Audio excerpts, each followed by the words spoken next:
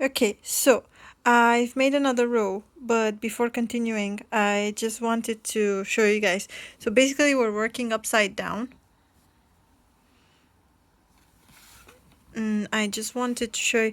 I hate counting, but I know it's important. So basically, like I was saying, this is gonna be the neck area.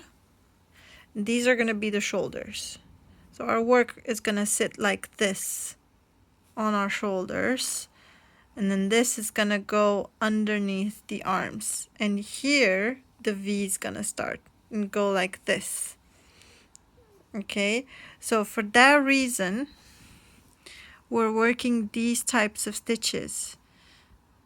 So I've made a foundation chain row, and then I have here 2, 4, 6, 8, 10, 12, 14, 16, and on the 17th, I have chained 1, then a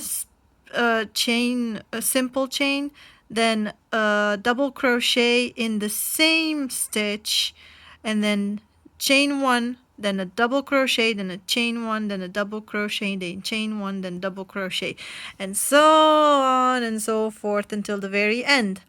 Now, when I did the second row, on the end, I have made, I don't know if you can see it very well in here, but I've done here, here you'll be able to see it. So on my second row, when I finished, instead of having a chain 1 and then a double crochet and finishing, I've actually made another chain and a double crochet in the same last stitch, and this will give us the increase we need for the V, for the neckline. Okay, and now we are gonna keep working in the same style, which means whenever we have a space and 2 double crochets in the same chain, we're gonna duplicate and multiplicate, or whatever you want to call it. So I'm gonna have a double crochet, then I'm gonna have 2 double crochets with space chain in the middle, and then I'm gonna have my second double crochet. Okay, I know it sounds a bit confusing, but it's actually a lot simpler than I make it sound like. So if you stick around, I'm just gonna grab my needle, which, by the way, I am working with, oh, where is it? Here. So I'm working with a needle as 4.5 millimeters, or a size JUS.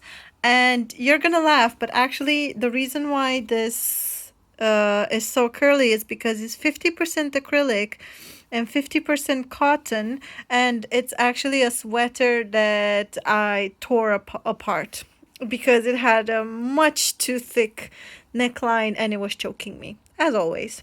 So stick around, and we're just gonna do a row or two together so that you can see how I actually do the rows.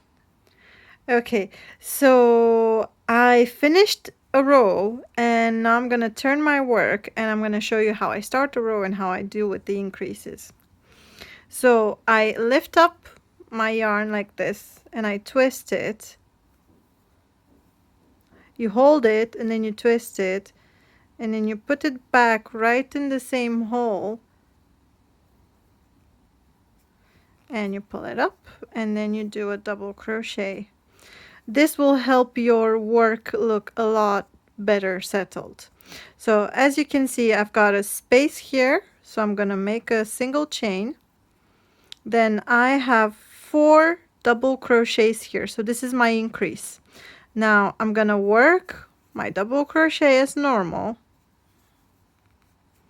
Then I'm gonna do a chain because I want to have my spaces nice and tidy. And then I'm gonna, do you see where I have the double crochets in the same stitch? So I'm gonna work my double crochet. Then I am gonna jump where I had that single chain. I'm gonna do a double crochet, then I'm gonna create the chain for my next increase. Now I do the second double crochet, then I work my other double crochet. So in the middle you'll always have 4 separated by a single crochet. You'll always have these 4, and then you'll do a space, and then you'll jump into your last of the previous 4.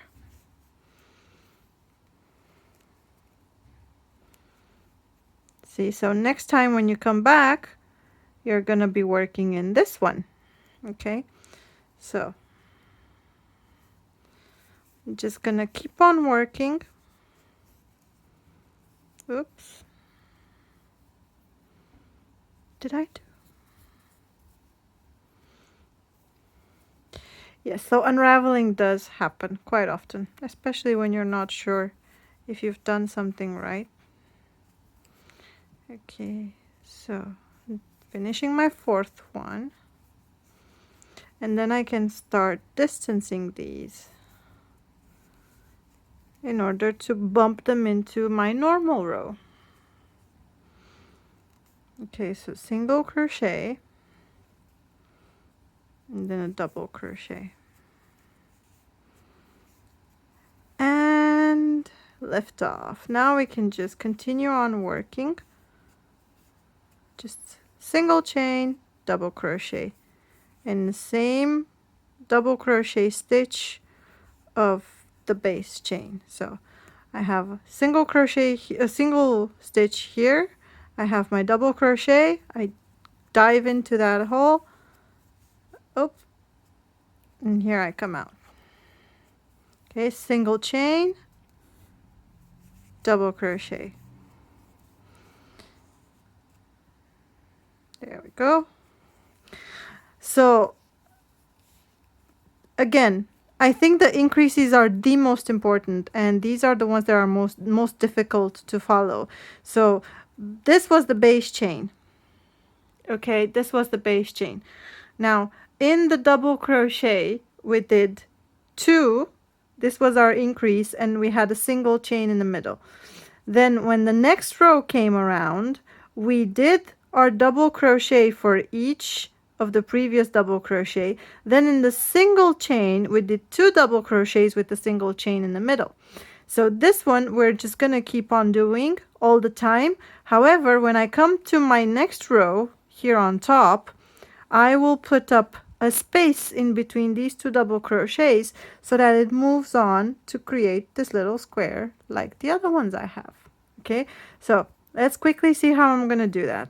So double crochet, single chain, double crochet, single chain, double crochet, single chain, double crochet,